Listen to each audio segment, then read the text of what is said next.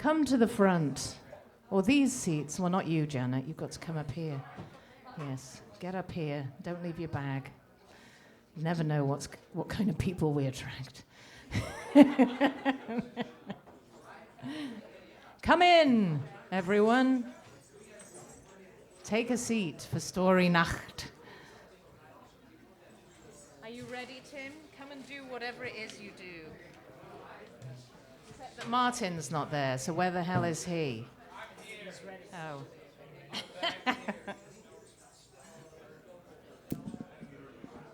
Ladies and gentlemen, welcome to the National Theater of the Hideout. Tonight's Story Night, Chapter 3, The Pugilist Tale. In this corner, the champion, Martin Sir Dickie Billheimer. And in this corner, the challenger, Sammy Langford, the Welsh Terrier. Get ready to rumble!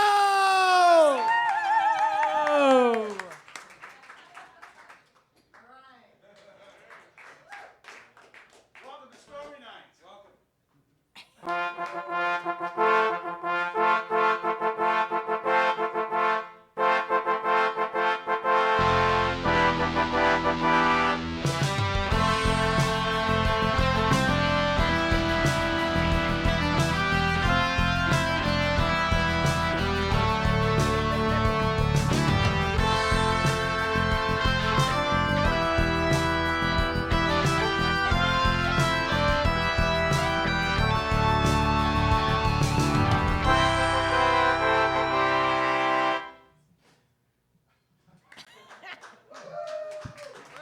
Thank you, very good. Thank you Jim much. Elkington's not here this month to play guitar, so I have to play guitar. It's very frightening. Jim's off on tour with Kelly Hogan. They'll be here on Sunday night. Out. This is Martin. I'm John. Welcome to Story Night. That was Tim Tuten, the owner of this establishment, introducing us. Tonight it's boxing. We did Gothic, then we did Plague of Darkness. rock and roll sex stuff. Right now. And now it's boxing. And we thought we were going to do sport, and then it was just like too big a subject. And then having done boxing's too big a subject. We could have just focused on one boxer, and maybe in some ways we are. But Martin, I'd like you to evoke for me now the atmosphere at a big boxing match. I will do this. If you just give me a moment there, Johnny. You have your book? I do. This is a very weird book written in the late 20s by a fella called Joseph Moncure March. He wrote these weird, long kind of jazz poems in the 20s. This was made into a movie with Robert Ryan, if anyone's ever seen it. It's called The Setup. And it has, if you just give me a moment, this rather cinematic kind of Eisenstein-Murnau beginning, but with words here. Eisenstein what? He was a boxer. He's a Russian. Mowini, you said after that. Huh? What? What was the word after Eisenstein? Murnau. F.W. Murnau. Oh, Murnau. He was very charming. He made Nosferatu. Anyway, here. Oh, yeah. Yeah, that fella. The Star Arena reeked with age. It smelled like the bottom of a monkey cage. Dark, stark. It stood immense between small shops and tenements. Gloomy, dim, sinister looking, grim. A glistening white arc light glared against the black night, making great shadows sprawl over the crumbling brown wall and bringing out the rigid shapes of long, slanting fire escapes. Under this lamp, a crowd stirred, wading through darkness, ghostly, blurred. In high relief, sharp, weird, parts of human forms appeared. Shoulders jostled, lights splashed, hats stuck out, dented, gashed, wrinkles made black cracks across yellow swaying backs. Faces nodding, turned to talk, were masks cut from white chalk. Mouths were holes, eye sockets looked like deep black pockets. The crowd shivered. Above their heads, their breaths rose in white shreds. They grumbled. They swore. They edged towards the main door. Slowly they stumbled up the wide, unseen steps and pushed inside. Tickets were torn in two. God, they were through.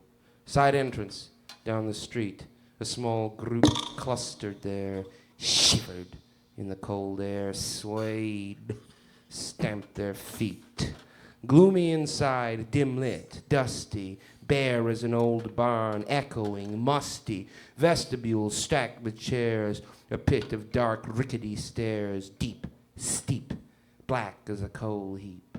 Restless figures prowled about, shuffled, pulled their watches out, hung about in twos and threes, cold, impatient, ill at ease. Down the stairs, knots of bent, cautious-footed figures went. At the bottom, the long, creaking flight, a dirty bulb smeared the wall of a long hall with yellow light. Under the light, on a tin sign, was a pointing hand, red on white, badly drawn in outline, in heavy raised letters of red, dressing rooms, the sign said. The dressing rooms in the old Star had gone out of date with the horse car. They were lousy dumps, two of a kind. Enter, leave the kiddies behind. A dirty bulb swung by a cable over a battered rubbing table. The crude glare fell on bare, gleaming flesh and underwear. Open trousers bagged, sagged, shirt tails flopped, belts dragged, backs bent down, flushed faces scowled over shoelaces, shoes dumped, knees rose, fingers clawed at sweaty hose with holes in their toes. Behind, a row of old lockers stood, old, battered, made of wood, hinges loose, locks rusted, doors with half their slats busted. Yes, real antiques, used by ancient Greeks. Another antique, the toilet. No modern touch to spoil it. Pitch black. You had to go in with your news done up in a clothespin. Watch your hands, have a drink, observe the handsome stopped up sink. Here is your shower, it's on the fritz. If you don't like it, move to the Ritz. Go in like a little man, come out as quick as you can, trust your smell instead of your sight, and be goddamn thankful that there is no light. There were handlers in the dressing room, sweatered, capped, water splashed, a bucket banged, bath towels flapped. Some of the handlers lounged at ease. They sat with their elbows on their knees, parked on a bench with stenciled black numbers spaced across its back. It was almost time for the first bout. They kept pulling their watches out. They'd give the watch a glance, shove it back in their pants, then pull it out again as if in doubt. No air. Hot as hell. The rooms reeked with a triple smell. Toilet disinfectant, blent with stale sweat and liniment. That's the scene, man. Set the scene very well, Martin. Thanks, baby. This is Story Night 3, and it was meant to be done in the winter time with candles and darkness, and it's just screwed now, isn't it? It's sunny summer. But what we wanted to evoke was something a kind of themes that would carry through every month. And in the first month we had Andy Warhol and Mick Jagger talking about Arthur Machen. Last month we had them talking about being followed into lavatories and the people they met in public lavatories. Now this week we couldn't find anything on the internet which actually was about Andy Warhol and Mick Jagger talking about boxing, so we made something up. So this conversation, we're moving into a purely fictionalized relationship between Andy and Mick now, from reality, gently into fiction. Andy and Mick, this is the conversation they might have had if there had been Wikipedia in the 1970s. Do you like that new Johnny Wakelin single about Muhammad Ali? No, what's that? I don't know. I haven't actually heard it. It's a huge hit. It's called Black Superman. Produced by Robin Blanchflower from Pi Records, who did Kung Fu Fighting with Carl Douglas. Oh, I like that. It came out after that Rumble in the Jungle thing in Zaire when Ali beat George Foreman to win his title back. Remember we went with Kissinger on his private jet? Oh, yeah, vaguely. I mean, I do love boxing, you know. It's like ballet with massive blokes in silk shorts, like hitting each other. Yeah. Black Superman reached #1 in the Australian charts and spent 6 months on Billboard Hot 100 before finally peaking at number 21 in September of 1975. It's really interesting. Yeah, Ali, however, didn't approve of the song and shunned it completely. Wow. It's thought the American success of Wakelin's song inspired DC Comics to publish the 1978 comic book Superman versus Muhammad Ali. Citation needed. And he followed it up with a single called Cream Puff. Cream Puff. Was that about Ali as well? Oh, and it flopped. So he followed that up with In Zaire. It was again about Muhammad Ali, which reached the charts in many parts of Europe in 1976. Was that the one with all the tribal drumming and jungle noises? Yeah. Did you like it? Nah, not really, no. Well, I was in a commercial for an airline with the boxer Sonny Liston once, and he just sat there and looked at me. We were in a studio in this fake airline seats, and I tried to explain the soup cans and Michelangelo to him. Nothing. Then I turned slowly to the camera and said, "If you've got it, flaunt it." You can see that on YouTube. I've seen it. It's true. It's one of the weirdest things on YouTube. Auntie and Sonny. I'd like to sing a song for you now.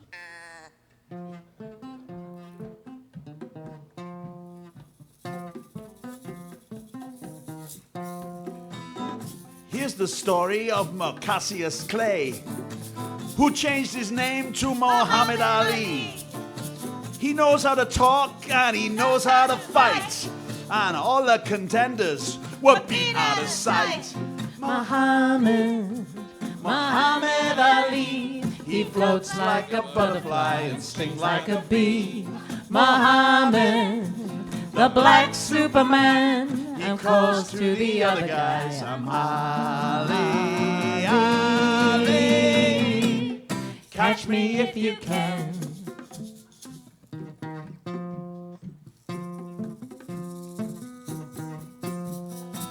Now all you fight fans, you got to agree, ain't no flies on Muhammad Ali. He fills the arena wherever he goes, and everyone gets what they paid for. Muhammad was known to have said, you watch me shuffle and I chop off your head. He moves like a black Superman. He calls to the other guys, I'm Ali, Ali, catch me if you can.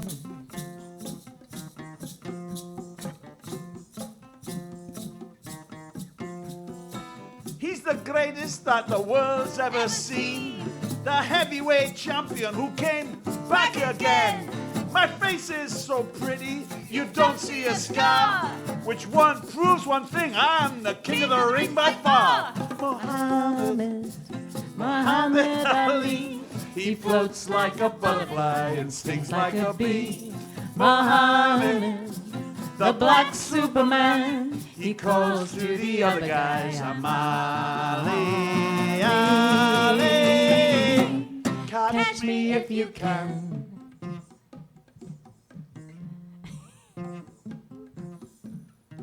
Everyone? Muhammad Ali, he floats like a butterfly, stings like a bee.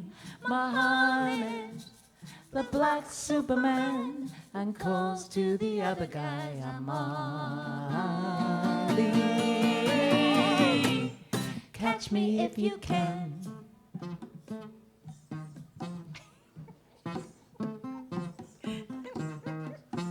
Jim Elkinson, come home. Very good. Right, there we are. I like the That's a soulful bit of- bongo. That's the playing. quality of music that's related to the sport of boxing. It's obviously a fantastic crossover there. Bill Siegel, where are you? There he is. It's Bill Siegel. He was involved in a film. What was the first one called? When We Were Kings?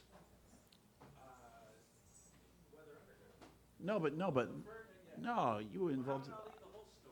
Yeah, and then you were then Bill was nominated for an Oscar for his documentary The Weather Underground, and he's currently working on a new film about. Tell us what it's about. It's about Muhammad Ali when he was. Did Emil D'Antonio get pissed off at you for making that? Did he Weather think Underground, he was dead by the tread time on- we made it. Oh, okay, all right. His Maybe, ghost but- might. Yeah. It's true. Thanks for We're having going to show some stuff on a screen, so you're going to have to like crank your neck. Right. We're going to show a clip from a work in progress called The Trials of Muhammad Ali. All right. And that song kind of encapsulates the sequel to the film. This is sort of Before We Were Kings is what the film focuses on. It's really about Ali's years in exile. And the scene, because the theme tonight was boxing, even though it's not a boxing film, it's a fight film, you can't ignore Ali the boxer. And so this is rough. It's a work in progress, as I believe we all are. This is about a third of the way or so into the film. Cassius Clay has just recently changed his name, joined the Nation of Islam. He's heavyweight champion, and many people like it. Some people don't. And he's about to fight Floyd Patterson to defend his title. It's Cartemquin Films is producing the film. Hopefully it'll be out early next year. It's about 3.5 minutes. I got more information that I'll leave at ringside for anybody who wants it. Thank you very much. Tell us All your right. joke. No, quick. You met Muhammad Ali twice, and he told you the same joke You want me both to tell times. them? Tell us the joke, Bill. Because it's really embarrassing if a white guy tells his joke. But if you cast it into the voice of Muhammad Ali, then it's all right. I can tell the joke, but I can't tell it in Ali's voice. That's bad enough. But both times, 20 years apart, when I met him, he said, "What did Abe Lincoln say after waking up from a 3-day drunk? I freed who?" Kind of funny. 20 years. Hasn't aged it. Cassius Clay doesn't fully understand what the black Muslims stand for, just like the Ku Klux Klan. I think that hurt the championship quite a bit. Patterson didn't think that there should be a Muslim heavyweight champion, refused to call Ali by his new name. I'm going to have to give him a good whipping, and I have entitled it A Floyd Patterson Humiliation Punishment.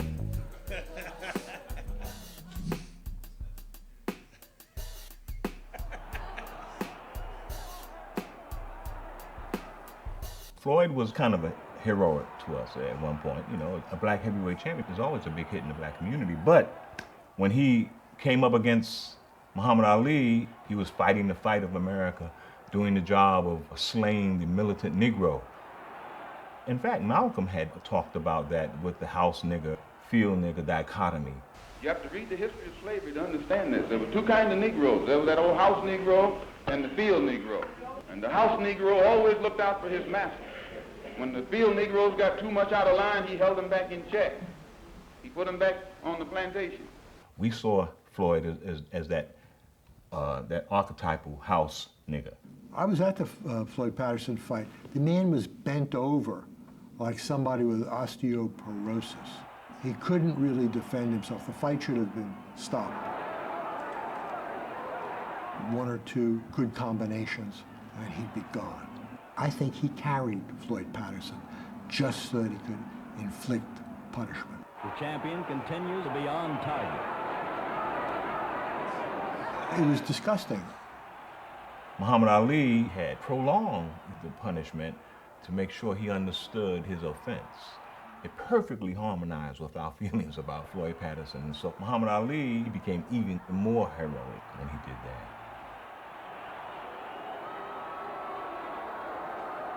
It was a truly terrible moment in boxing, as was the way he took apart Ernie Terrell. You told me your name was Cassius Clay. I never told you my name was Cassius Clay. Well, my name is Muhammad Ali, and you will announce it right there in the center of that ring after the fight if you don't do it now. You just acting just like an old Uncle Tom. That's what you are, Uncle Tom. The heavyweight champion of the world, Muhammad Ali. In this age of beatification of Muhammad Ali, we forget just how great a fighter he was. And I don't think it's possible to be a great fighter unless you have a mean streak. He had it. Ali continues to scream at Terrell. He beat the hell out of those who didn't want to use his name. My name is Muhammad Ali. What's my name? Bam, bam, bam. Ali was exemplifying a freedom that most black people did not enjoy. So that made him loved by some and hated by others. For the government, no, he was a threat. This is really war.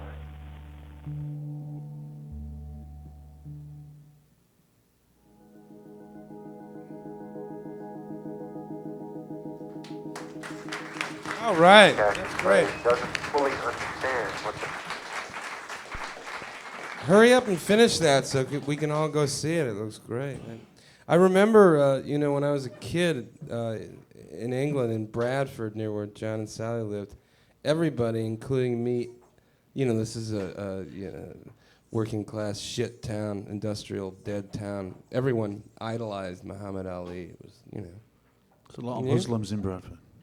Well, no, that's just them. It's true. But no, there is. He was huge in England. Amongst the white kids, it was everyone idolized him. No one could understand. Because he showed the fucking rich man, But people in England couldn't understand that whole thing about Ali when he was banned from fighting, and it was became that. Paul Robeson got a lot of support. During the time they took his passport away, and it was really similar what they did with Ali. They'd be like live all through that time when he was not allowed to fight. There'd be live TV link-ups with British sports figures, and they'd honor him and stuff. He was very, very popular. Who was the British sportscaster that ended up being really good? Harry friends with Carpenter. him? Yeah. And we're gonna have actually Kenneth is gonna be Harry Carpenter later, because later in the show the National Theatre of the Hideout will reenact the rope-a-dope moment in the Rumble in the Jungle, and we're all gonna sing the Rumble in the Jungle song, which is possibly worse than Black Superman. Also written by Johnny Wakelin, a white bloke from London. This song was written by Paul Kelly. I'm going to do this now because actually I'm going to read a little bit from a book by Clinton Walker called Buried Country, because the tradition of the black man in boxing is worldwide, I think, and it's as Clinton Walker. This book's about Aboriginal country and Western music, but before anything else, country music gave... No, hang on. Where is it? No. Is this the bit I want to read? No, this is the bit I want to read. Long before it was commonplace for Aboriginal dance companies to tour the world or for Central Desert dot paintings to sell for astronomical sums, regardless of how much still doesn't get back to the artist, about the only black Australians white Australians recognised were either boxers or country singers. And one of the great Australian country singers that we've been working with a guy called Roger Knox, and we just recorded a song by Archie Roach, which is about the stolen generation of which Archie was one of, and which Roger Knox, his mother, was a member of. It was kids that were taken away from their families to be given a better life in white society. And Paul Kelly wrote his song with Archie Roach, and Archie Roach is one of them kids, and he went out after he'd been fostered and removed from his family, the only way for him to make a living was as a tent boxer. And this went on through the sort of 40s, 50s, right into the 70s, where young black kids would go out and basically fight in tents for the entertainment of the rural white community. And local farm boys would get up, come to the tents, and they'd come around and they'd bet their money, and they'd try and knock down the Aboriginal guy. And Archie Roach, who is a fantastic singer, I recommend you listening to him. He worked for a guy called Billy Leach, and they used to get a drum. They used to put the tent up outside the town, somewhere in the outback, and then they'd bang the drums to make the people know that the fight was going to take place. And then these country boys would come and try and beat up Kid Snowball, which was Archie Roach's ironic name.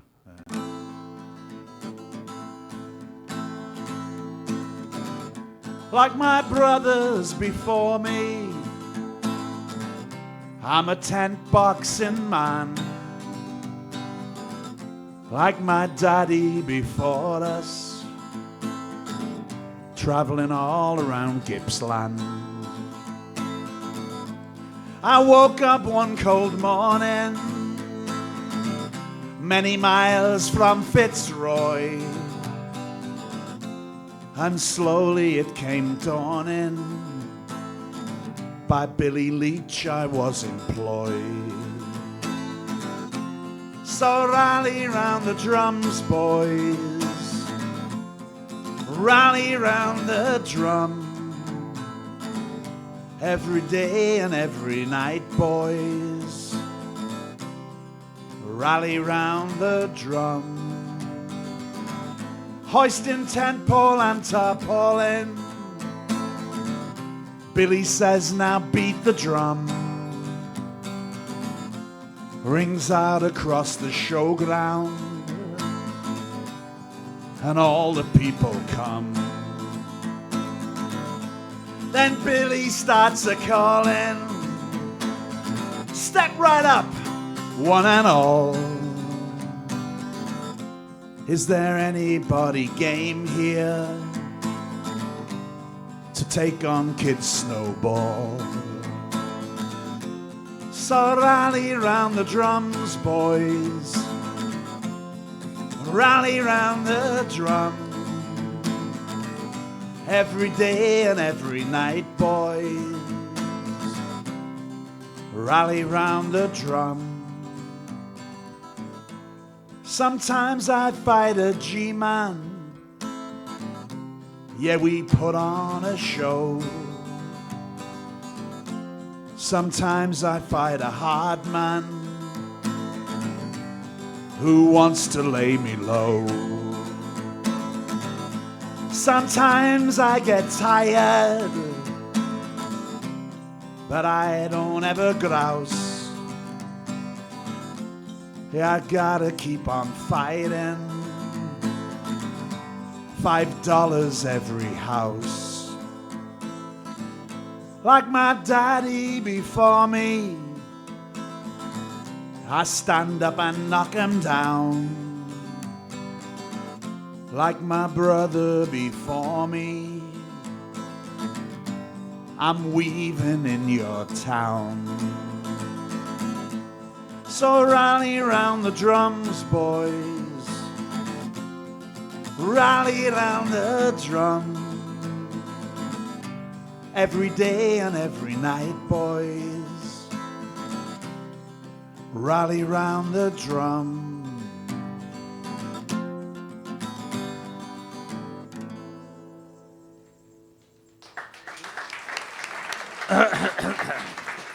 That's a good one.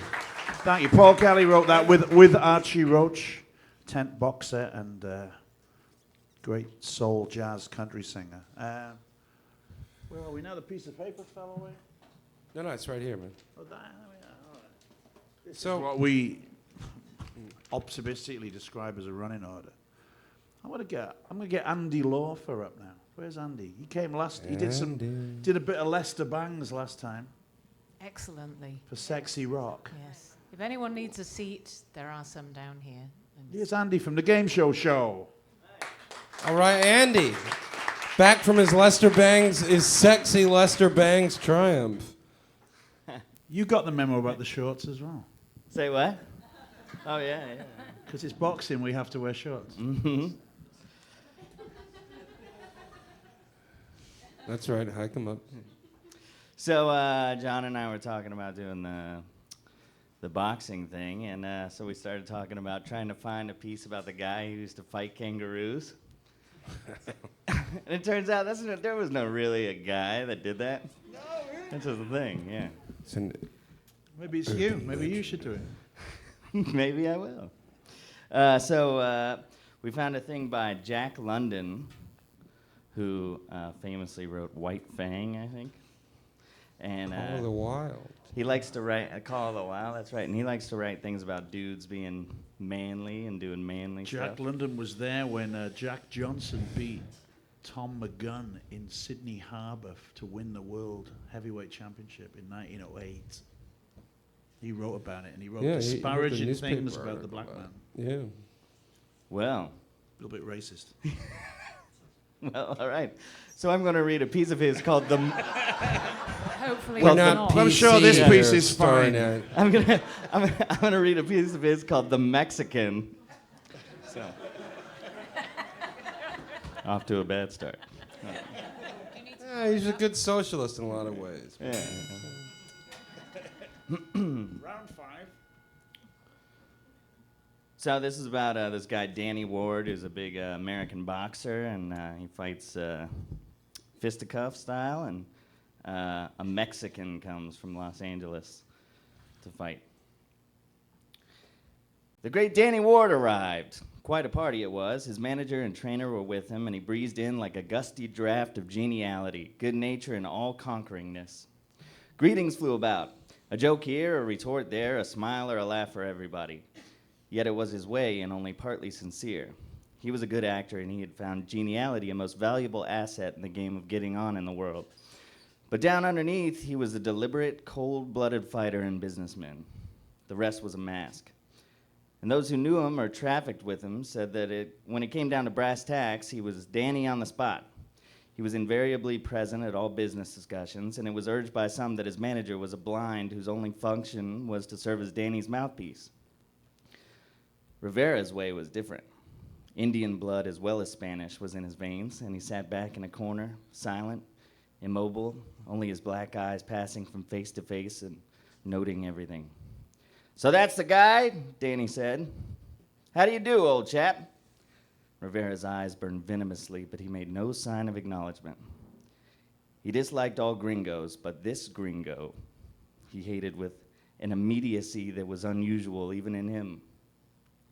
"God," Danny protested facetiously to the promoter, "you ain't expecting me to fight a deaf mute."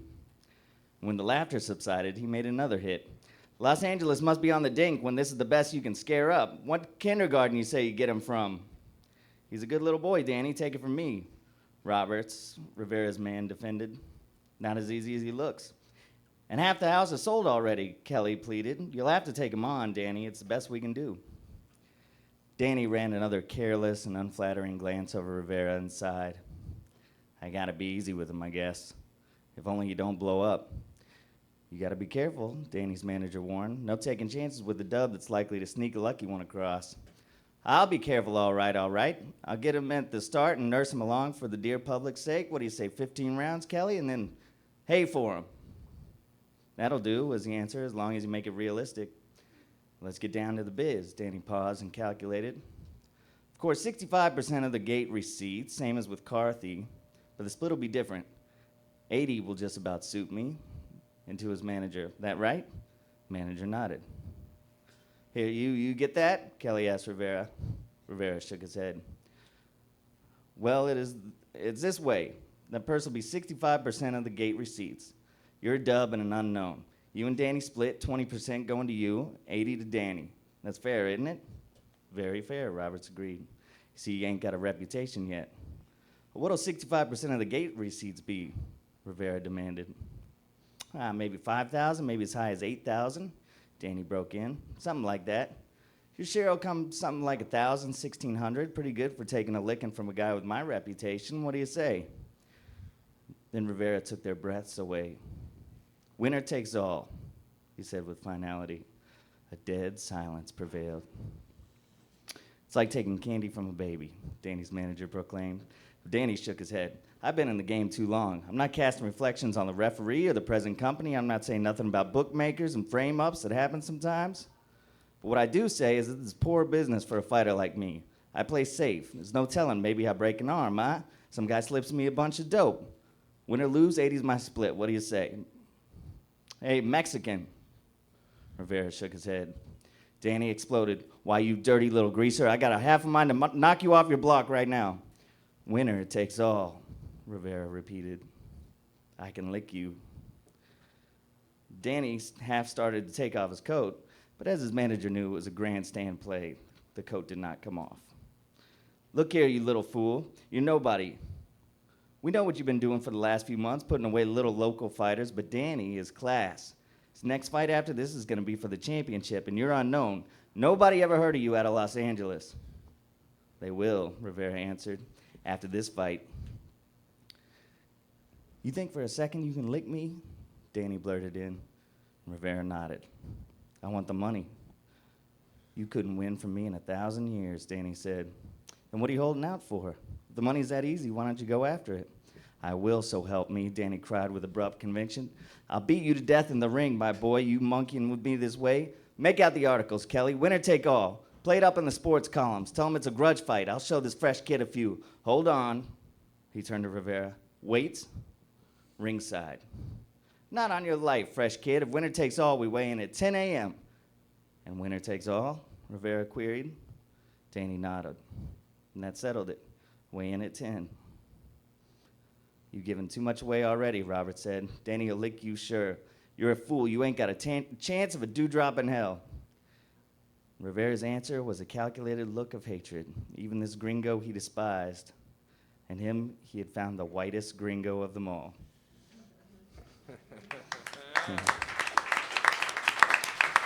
Andy Lawfer. Hey, can someone get me and John 2 pints of cider from Lawrence? If you I've think got we have tickets, enough time, so we could do a very quick We're not doing an break. intermission. We're going straight through. We're going straight through. So I have if somebody I'll- will make a drink run I'll for read us. something really boring, and you can all go to the bar. I don't mind, just as long as we keep going straight through. Ellen, thank you. You're an angel. We could have a very, very quick bar break if we just... Sally Tim's there on lead Yes. vocals, disrupting the whole flow of the Well, I evening. was the one who suggested no break, but we're I know, actually, that's it. Well, you're strangely enough, flip-flopping doing now. okay Who are for you, time. Mitt Romney? Flip-flopper? I'm a pragmatist. No break. Well, we usually overrun so badly. We've been told very strictly we have to be done by 7:30, but we're actually moving ahead of time. Really? That never happens. That's because I'm chopping out great swathes of boxing. Boxing Of literature. boxing excitement. I'm going to read a little bit here. Why don't you read in if anyone wants to run to the bar? That's So, you your know, opportunity. This is about Jack Johnson. He's dead, so you don't care. You know, Go- I told go a to the friend of bar. mine we were doing this boxing thing, right? Yeah. So he told me these weird stories, and apparently, boxing and vaudeville, were basically, like this, right? So between rounds, especially people like Jack Johnson at that time, there'd be this intermission, like we didn't have, So so the which we're sort of having right now. That's my I'm favorite talking bit. you through the intermission that we're not having. So, during that time, the boxers would do these things like dance over busted glass or do all these vaudeville acts. And Jack Johnson actually had a band, and he played bass. He played the bull fiddle. And he would There you dance go. the grizzly bear and the bunny hug at the Café de Champion. I'm sorry. Drinking was that- champagne through a straw and changing his dandy outfits 3 times a day. Roaring around in a flash $1,000 car. Sorry, I'm reading. With a woman on each side. Did I cut into your reading? No. You just You set me illustrated up. what I was You trying set to. me up. I was gonna read this quite long thing, but basically, No, right? do it. Jack They Johnson. wanna He hear won. He won the world championship. He was the first black guy to be the heavyweight champion of the world in Sydney in 1908. And he came back to America, defended it against Jeffries, beat the shit out of Jeffries. Said, "Now stop loving me like that, Mr. Jeff." He said to the guy in the ring. So basically the next day, the San Francisco Examiner, a very reputable paper, ran the headline, "Jeffries mastered by grinning, jeering Negro." That's a real headline. The Los Angeles Times warned blacks not to get too puffed up about this. And then there were riots in 50 American cities. 8 blacks were killed and thousands were injured in white-instigated riots all across the USA. Theodore Roosevelt called for the banning of boxing. The film of the fight was banned because it wasn't so no one could see it. And then the bit I was going to read I thought was interesting. It's from a book by a guy called Jeff Wells, who wrote The Fight That Changed the World, because he's an Australian writer, but he wrote about Tommy Burns and Jack Johnson fighting in Sydney Harbour in 1908. Tommy Burns was a Canadian guy. But white America now trembled for its women. White manhood had shriveled. While a black mistress, especially in the South, was considered a passable fashion accessory for a white man, it was unthinkable for the white women that they might begin submitting to the charms of a black man. Jack Johnson figured a white woman to be his right, part of the same philosophy that saw him drink champagne, blah, blah, blah, blah, blah, do the bunny hug. America couldn't nail him in the ring, but they would nail him outside it. He was brought down by a high-priced hooker named Belle Schreiber of Chicago's Everly Club. Is that still going? No. One of the world's most expensive brothels. Johnson had given her $10,000 and traveled around the entertainment circuit with her, whatever that was. Woohoo! Thank you, Brian. There was new federal legislation called the Mann Act, which outlawed the transportation of women across state lines for immoral purposes. As we know, the genie of black sexuality was now out of the bottle. Big buck niggers, big black cocks, sweet schooled porcelain, white women grabbing at them with no shame, rutting like baboons. It was just too horrible for the white mind to even contemplate. The white sphincter clenched in panic. The white palms sweated. Johnson was out of control, writing his own rules. He had to be stopped, and this was the perfect opportunity. So they busted him. They gave him 366 days in jail, and Johnson did the only sensible thing. He ran off, and he lived as an exile. But I wrote a kind of compiled a kind of history of his exile, which is hilarious. But I like the bit about when he went to Russia and we went out drinking with Rasputin. No, he didn't. Did he really? No, did he? Johnson went drinking with Rasputin. You're kidding. Yeah. He returned to Paris. He strolled around London in crocodile skin shoes, a silk suit, and a trilby. And his automobile had leopard skin upholstery. It's fantastic. Was it him or Joe Louis that was supposed to box on the Titanic? Would have been Jack Johnson. It was Jack Johnson. Yeah, it would have been. Yeah. And the great thing, they wouldn't let him on because no darkies, right? So I would like to have seen his face when he woke up that morning and read the fucking newspaper about all those pricks going down the drink. And, so sometimes bigotry can sort of be all right, actually. Gets you out of that. Anyway, but he did all his stuff, but he died. He drove his leopard skin car into a tree in Raleigh, North Carolina in 1946. Did he really go out drinking with Rasputin? It says here, it's a whole list of amazing things he did. Well, what's fantastic. That from? I mean, Jack Johnson is from this book. If anyone can corroborate The Fight That Changed the World. And it's all about Jack Johnson being a black man and being a world champion. Okay, where's Nat and Al? See, I praised that whole thing. It was 5 pages. And if it hadn't been for the beer break and Martin's interruptions, I could have done it in 20 seconds. I'm sorry, I ruined everything. Yeah, ladies and gentlemen, Nat Ward from the National Theatre of the Hideout and his beautiful assistant, Alan Helm. Hello on the patio. I can't hear, they're not responding. Come in now if you want to see Nat. Somebody punch Nat's brains out. This is the... Admit you've never liked Nat that much. And this you is really the risky bit bit of the evening, evening, ladies and gentlemen. Walk right through the interview. Yeah, walk through the interview. What does that mean? Tim's giving an interview in the front row. Oh, good grief. Oh my God, Tim Tutten's on TV. The media are here. The media are here. Tim's made a film called Deep Throat recently, and he's doing an interview to discuss that. So. I've never seen it. He's filmed in a parking garage in Washington. Bob Bernstein and Linda Lovelace and Tim Tuten. Hello. Hello. A big hand for Nat and Al. Come on, ladies and gentlemen. Notice also wearing shorts.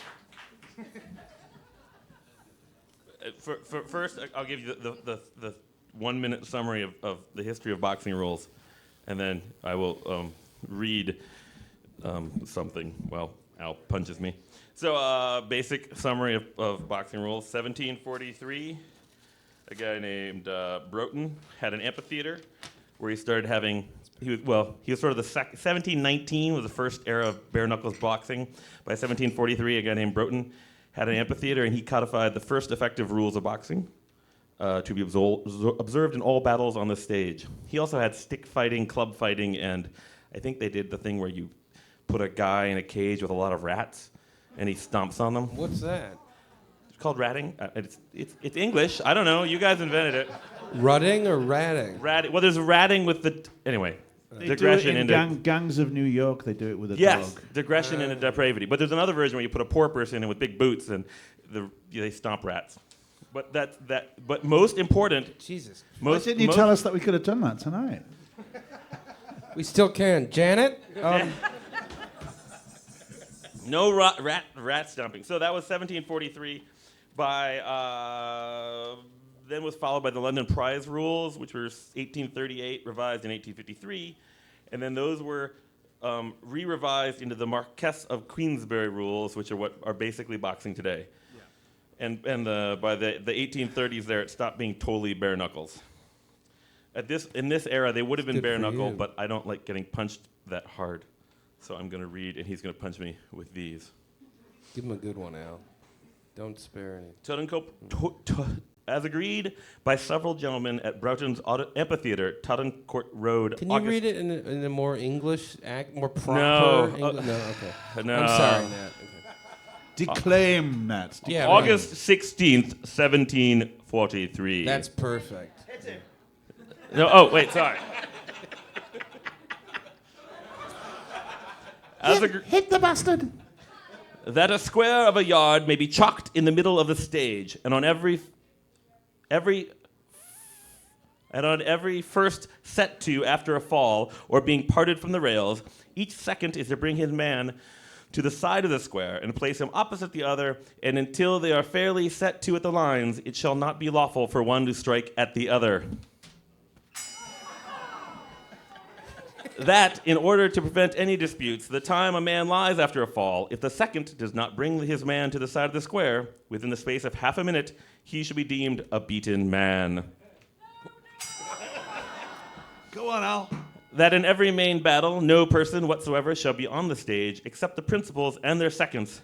The same rule to be observed in by-battles, except that in the latter, Mr. Broughton is allowed to be on the stage to keep decorum and to assist gentlemen in getting to their places, provided he always does not interfere in the battle, and whoever pretends to infringe these rules to be turned immediately out of the house. Everybody is to quit the stage as soon as the champions are stripped before the set to. That no champion be deemed beaten unless he fails coming up to the line in the limited time, or that his second declares him beaten. No second is allowed to ask his man's adversary any questions or advise him to give out. Thank you, honey. That in by-battles, the winning man to have 2/3 of the money given, which shall be publicly divided upon the stage, notwithstanding any private agreements to the contrary. That was low, below the belt. That to prevent disputes in every main battle, the principal shall, on coming to the stage, choose from among gentlemen present 2 umpires, who shall absolutely decide all disputes that may arise about the battle. And if the 2 umpires cannot agree, the said umpires shall choose a third who is to determine it.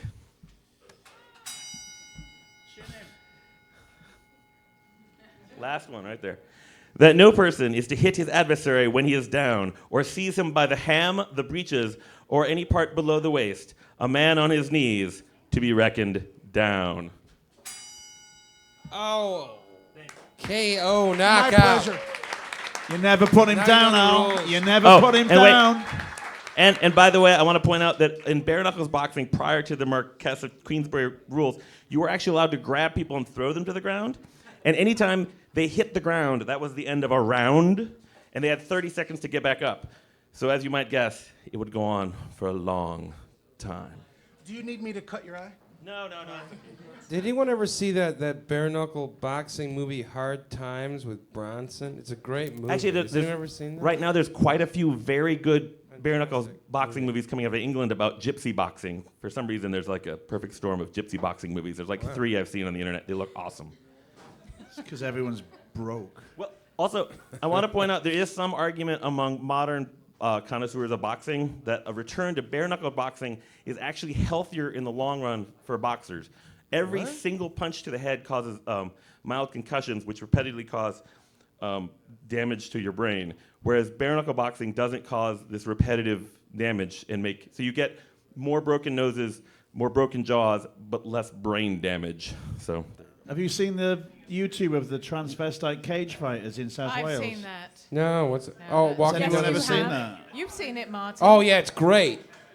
There's a video camera panning down a busy street on a Saturday night in Swansea in South Wales, and a bunch of drunks bashing into people and trying to start fights. No, And they're you s- beating people up. Yeah, they're beating people up and in the street. These And drunken you see these assholes. two very demure-looking women walking they're along the not. street, very tall. They and don't walking. look demure No, at all. they They don't. look like two men dressed as women. Well, they're, They're but just they're, And they're these- straight up huge drag queens. Well, they're- then they're they're just cage dressed as fighters. women, and so coincidentally, these horrible guys start a fight with him, and this guy kind of destroys this idiot in about 10 seconds. It's fantastic. You gotta He doesn't- see it. It's This guy's amazing. wearing a tiny, tight, short miniskirt, and he pummels the guy into the ground within a second, and then this guy gets up and staggers off down the street completely. It's beautiful. But he picks It up really his is. handbag and puts it back over his Yeah, shoulder. yeah. Pretty good. Yeah, it's great. It's really It's beautiful. the ultimate Cage revenge. fighting, transvestite cage fighting. I Yeah. think those are the taglines on YouTube for that one. Hey, we got a guest from New Orleans here, our friend Phil Rupp. All right, Phil. All right, Phil. He's got a few boxing thoughts he wants to share with you.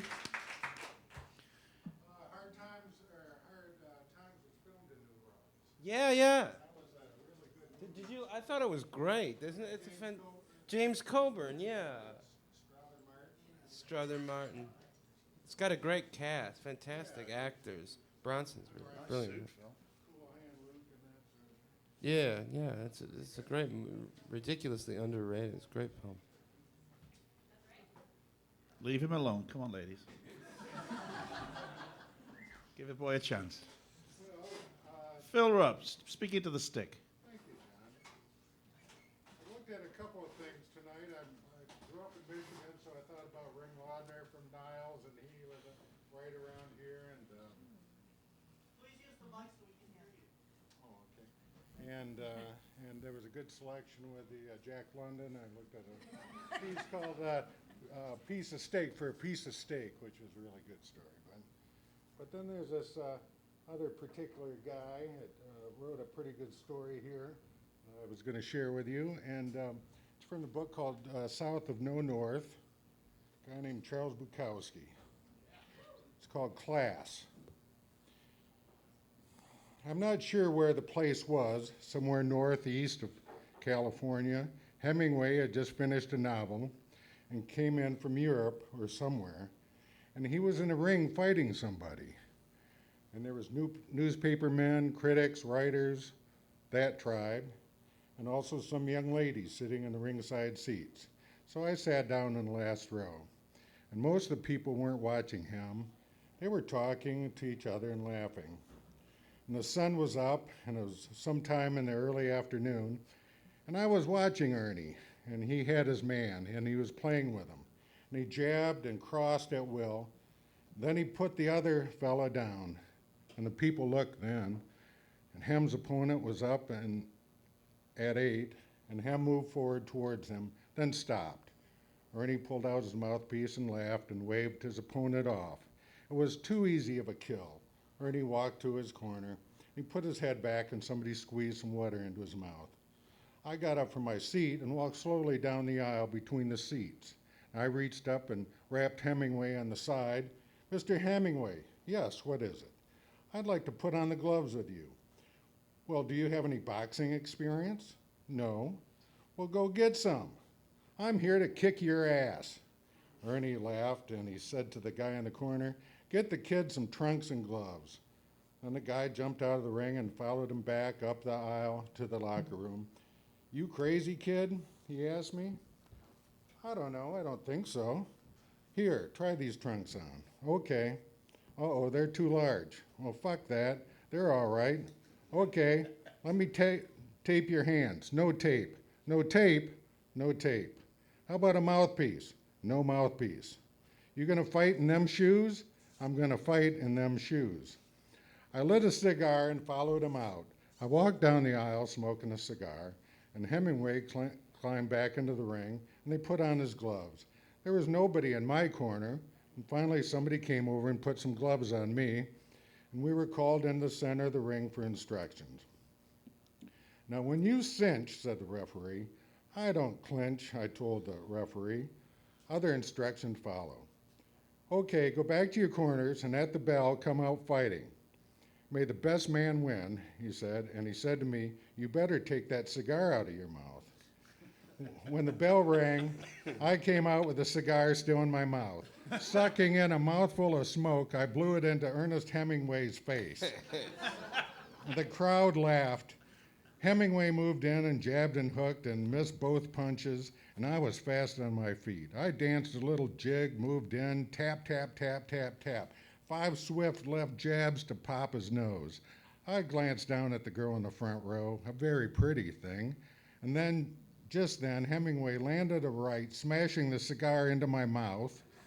I felt it burn my mouth and cheek, and I brushed the hot ash off, and I spit out the cigar stub and hooked one into Hemingway's belly. He uppercutted me with a right and caught me in the ear with a left, and he ducked under my right and caught me in a volley up against the ropes. Just at the bell, he dropped me with a solid right to the chin. I got up and walked back to my corner. A guy with a bucket came over and said, "Mr. Hemingway wants to know if you want to go another round." You tell Mr. Hemingway that he was lucky. Smoke got in my eyes, and one more round and is all I'll need to do the job. The guy with the bucket went over, and I could see Hemingway laughing. The bell rang, and I came out. I began landing, not too hard, but with good combinations. Ernie retreated, missing his punches. But for the first time, I saw doubt in his eyes. "Who is this kid?" he was thinking. I shortened my punches and hit him harder. I landed with every blow, head and body, a mixed variety. I boxed like Sugar Ray and hit like Dempsey. I had Hemingway up against the ropes, but he couldn't fall. Each time he started to fall forward, I straightened him up with another punch. It was murder. It was death in the afternoon. I stepped back, and Mr. Ernest Hemingway fell forward out cold. I unlaced my gloves with my teeth, pulled them off, and leaped from the ring. I walked to my dressing room, Hemingway's dressing room, and took a shower. I drank a bottle of beer, I lit a cigar, I sat on the edge of the rubbing table. They carried Ernie in and put him on another table. He was still out. I sat there naked, watching them worry over Ernie. There were women in the room, but I didn't pay any attention. Then a guy came over. "Who are you?" he said. "What's your name?" "Well, Henry Chinansky. Haven't you heard of me?" He said, "No, but you will." All the other people came over. Ernie was left alone. Poor Ernie. Everybody crowded around me, the women too. I was pretty starved down except for one place. A real class broad was really looking me up and down. She looked like a society broad, rich, educated, and everything. Nice body, nice face, nice clothes, all that. "Well, what do you do?" somebody asked me. "Well, I fucking drink." No, I mean, what's your occupation? I'm a dishwasher. Dishwasher? Yeah. Well, do you have a hobby? Well, I don't know if you call it a hobby. I write. You write? Yeah. What? Short stories. They're pretty good. Have you been published? No. Well, why not? Well, I haven't submitted. Well, where are your stories? We're over there in my torn papered suitcase. Well, listen, I'm a critic for the New York Times. Do you think if I take your stories home and read them, that'd be all right and I'll return them?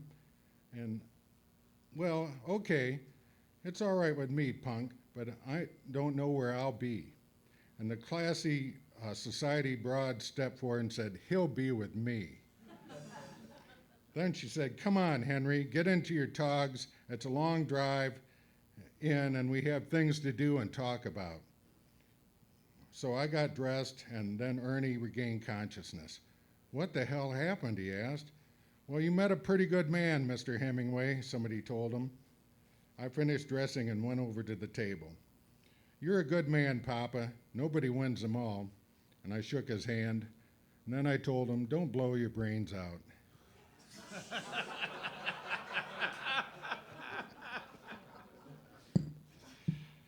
I left with a society broad, and we went into an open-topped yellow car half a block long, and she drove with a throttle to the floor and took the curves sliding and screeching without expression. That was class. If she loved like she drove, it was going to be a hell of a night. The place was up in the hills off by itself, and the butler opened the door. George, she said, take the night off. On second thought, take the week off. We walked in, and there was a big guy sitting in a chair with a drink in his hand.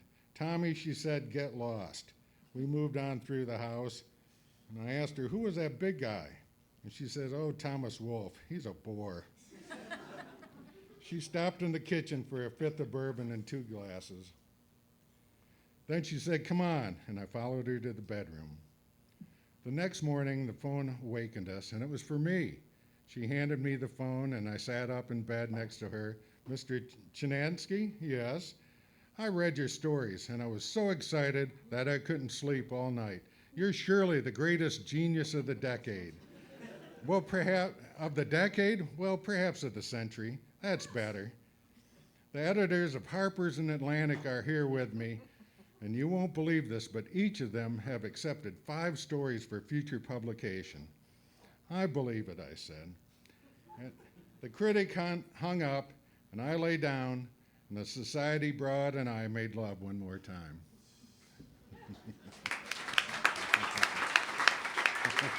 Is that autobiographical film?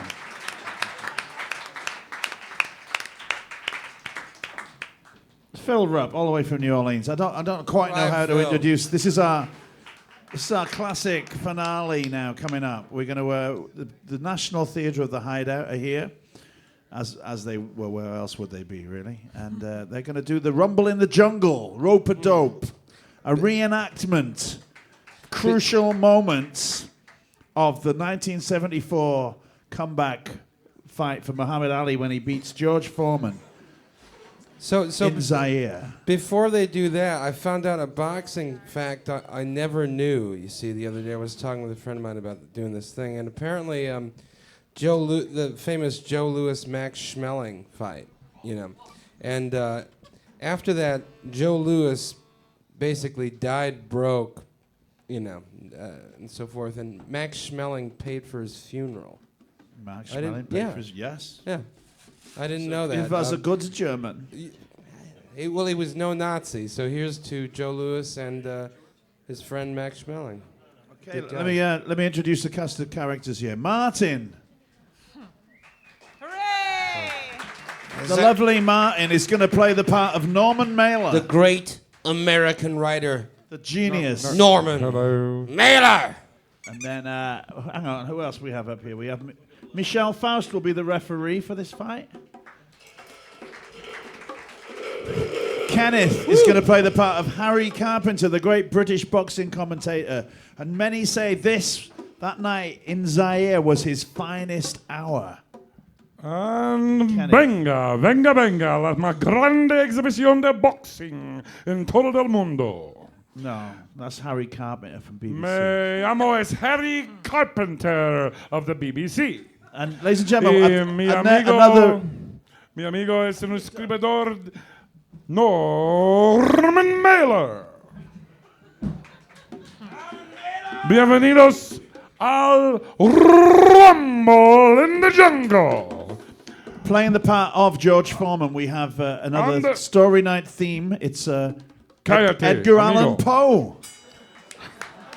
Edgar Allan Poe is here, ladies and gentlemen, to play the part of George Foreman. And all the way from the land of Oz, the Cowardly Lion will play Muhammad Ali. She does the shuffle very well. Okay. We got ropes. We need ropes. Okay. Can you see? I can't see them. Wave them about a bit. Ropes behind Ali. Okay. Ropa. And I'm going to play the part of David Frost, who jumped into the ring immediately after the fight to interview Muhammad Ali in quite an insulting way, I think. If you check that out on YouTube as well. In fact, I'm not going to bother with that, but it's depressing. Okay, here we go. Let's have the bell, Brian. And we have a left. And we have a right. And another right to the body. Oh, there's one to the gloves. Oh, and another. Oh, we have a raven to the chin. And we have. Oh, we're kicking. And there's a rope-a-dope. She's falling in the ropes.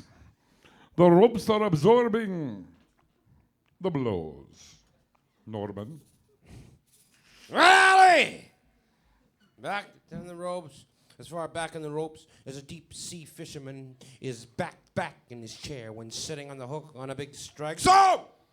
Ali got ready and Foreman came in to blast him out. A shelling reminiscent of artillery battles in the World War began. You're the man! No one ride more than a few feet. The next minute and a half. Across that embedded short space, Foreman threw punches and barrages of 4 and 6 and 8 and 9. Heavy, maniacal, slamming punches. Heavy as the boom of an oaken door. Bombs to the body, bolts to the head.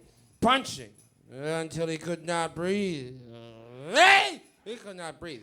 And we have a vicious right thrown to the body of Ali. The body. Wild right misses the head of Ali, and the left takes the glove of Ali. The left glove. Foreman pawing, trying to set them up on the body, but Ali does look tired now. Foreman seems to be coming back with more speed.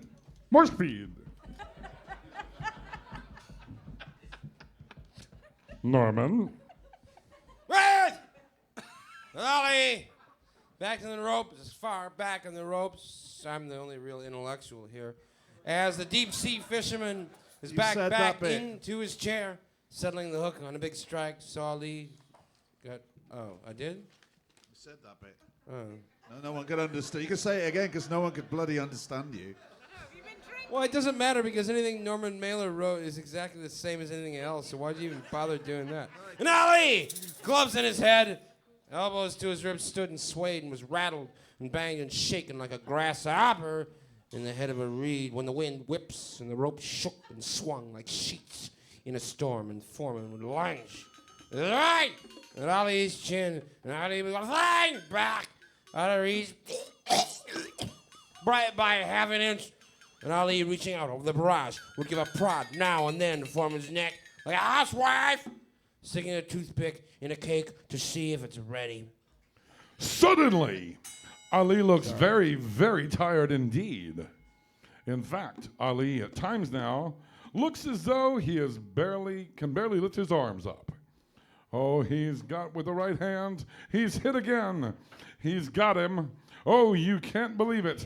And he's doing it on the shuffle. Ali, you're meant to knock Foreman out at this point.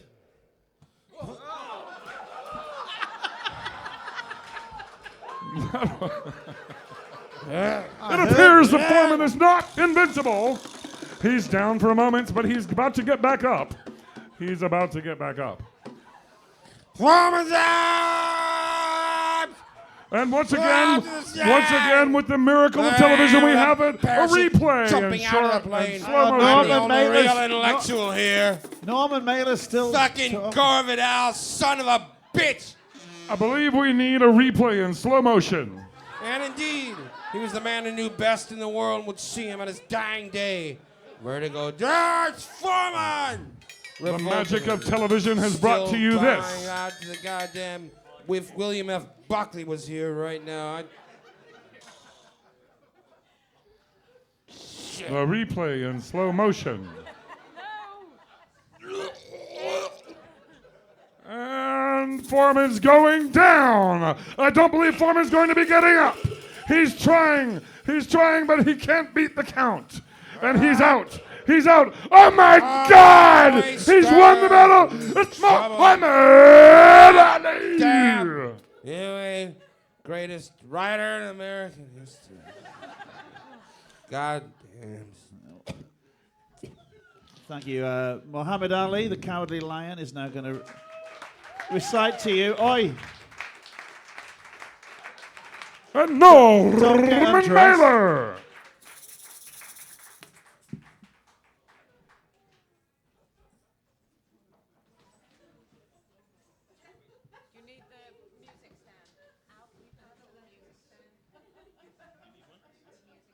The National Theatre of the Hideout, ladies and gentlemen. Doesn't get much more dramatic than that. Doesn't get much more sexier. I think we're going to get sued. Two people by have been Norman punched. Mailer? Yes. Well, I couldn't understand any of that, so it's pretty. If anyone would like a photocopy of from the book, it's all in here. I like the bit about Foreman's neck like a housewife sticking a toothpick in a cake. Yeah, that's real. That's real boxing is that journalism. There. Is that really from his book? Yeah. What a fucking hack! Jesus Christ. He went over like a 6'60" butler. He went over like a 6'60"-year-old, 6'60"-year-old. Ladies and gentlemen, Callie Roach as the Cowardly Lion as Muhammad Ali. I am just a poor boy. Oh, my story seldom told. I've squandered my resistance for a pocketful of mumbles. Such are promises. It's even worse than I thought it would. All are lies and jests. Still, a man hears what he wants to hear and disregards the rest. When I left my home, my family, I was no more than a boy. In the company of strangers and the quiet of the railway station. Running scared, laying low, seeking out the poor quarters where the ragged people go, looking for the places only they would know.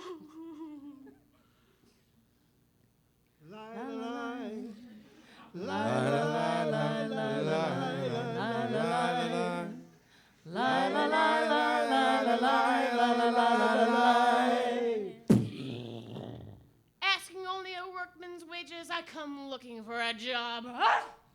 But I get no offers, just come-ons from the whores of 7th Avenue. I do declare there were times I was so lonesome. I took some comfort there.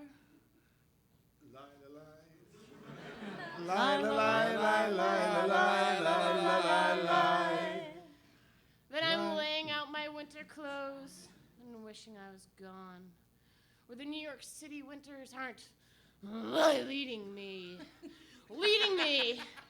going home.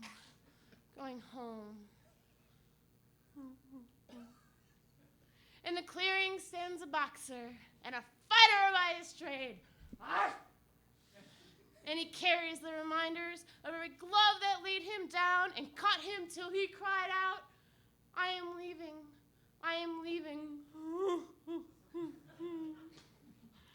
But the fighter still remains. La la la, la la la la la la la la la la. La la la la la la la la la la. Thank you, Callie, the Cowardly Lion. The bottomless pit of talent known as Callie Roach. There it is. Extraordinary. We want you all to join in.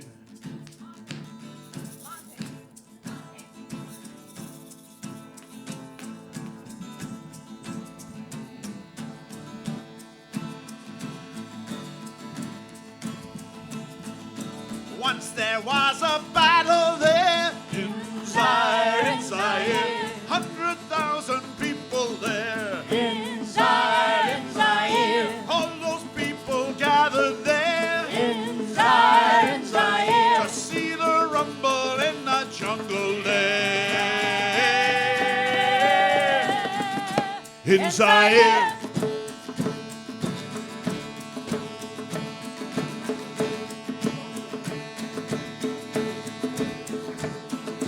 Came a man called Elijah. in Zaire, With him came the superstar. in Zaire, All those people came from far in Zaire, to see the rumble in the jungle there in Zaire. And who was the victor in the night? Elijah Muhammad's boy Ali won the fight In Zaire.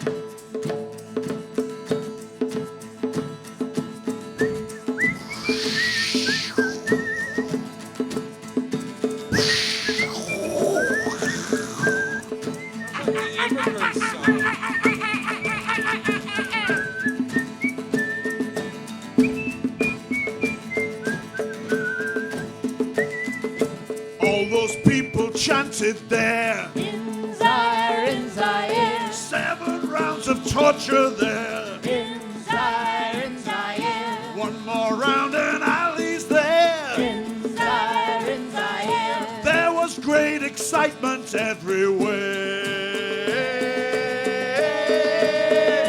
in Zaire.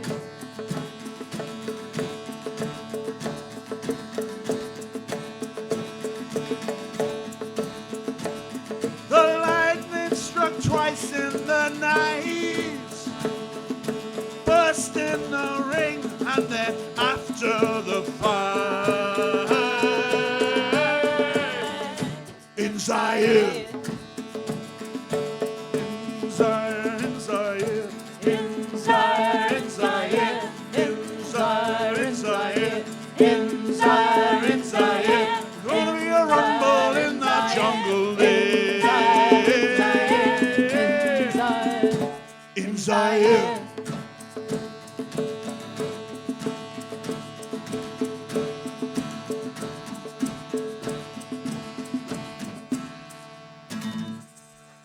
Thank you very much, and that's boxing, great art. A great art in itself, and great art has come from boxing. That sounded like the Immigrant song. It was a bit like that. Well, we've done that before. Well, that's Vikings. Yeah. That's not. It's Viking That's not in the boxers. jungle, is it? It's Oh, different. no. Anyway, ladies and gentlemen, Martin Billheimer, Brian Kiefer, Janet Bean and Sally Timms, the National Theatre of the Hideout, They've run off. Bill Siegel, Callie is the Cowardly Lion. Phil Rupp, Don't forget, Phil's gone. And Callie Roach as the Cowardly Lion. Perhaps Callie's masterpiece. Also, I Andy would Lawfer reading Jack London there. Very In a nice very job, non-racist All right, sort Andy. of way. Good evening. Enjoy the bar. Do we know the theme of next of next story night? No. Public lavatories. Ooh, naughty. Good night. Thank you for coming.